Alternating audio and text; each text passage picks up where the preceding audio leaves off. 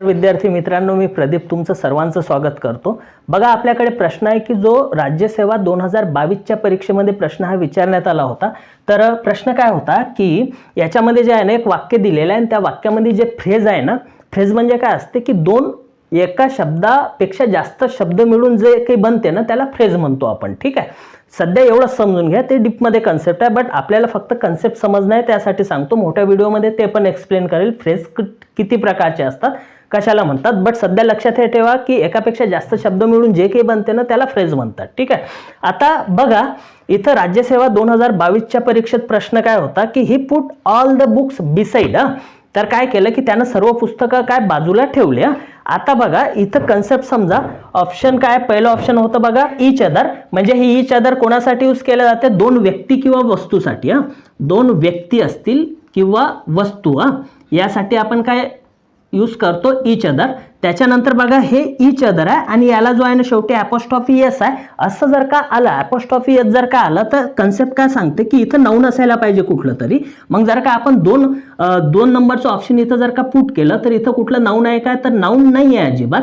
त्यामुळे हे ऑप्शन इथं जे आहे ना ऑटोमॅटिक कट होणार आहे। ठीक आहे, हे ऑप्शन कट होणार आहे। फर्स्ट का कट होणार आहे, त्यानं ऑल द बुक्स म्हटलेलं आहे, म्हणजे बुक्स काय की दोन पेक्षा जास्तच अनेक असू शकतात, बरोबर की नाही। त्यामुळे तुमचं पहिलं ऑप्शन पण नाही येणार आणि दुसरं ऑप्शन पण नाही येणार। आता बघा थर्ड वाला काय होतं, वन अनदर, हे केव्हा यूज करतात माहित आहे काय, अनेक व्यक्ती असतील, अनेक व्यक्ती किंवा अनेक वस्तू, किंवा अनेक वस्तू जर का असतील ना, तर वन अनदर जे आहे ना हे फ्रेज यूज केल्या जाते।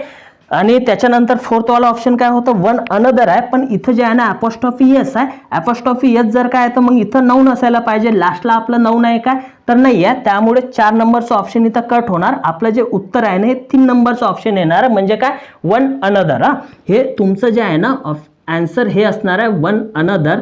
म्हणजे उत्तर कसं होणार, वाक्य कसं बनेल की he put all the books beside one another, म्हणजे त्याने सर्व पुस्तकं एकमेकांच्या शेजारी जे आहे ना बाजूला ठेवले।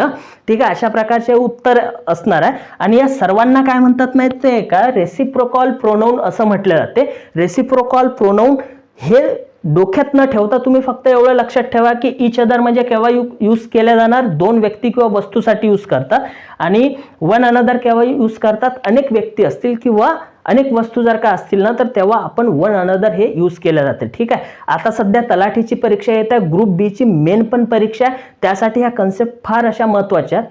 व्हिडिओ आवडला तर नक्कीच लाईक करा, मित्रांना शेअर करून त्यांना सांगा। सर्वांचे खूप खूप धन्यवाद माझा व्हिडिओ बघितल्याबद्दल।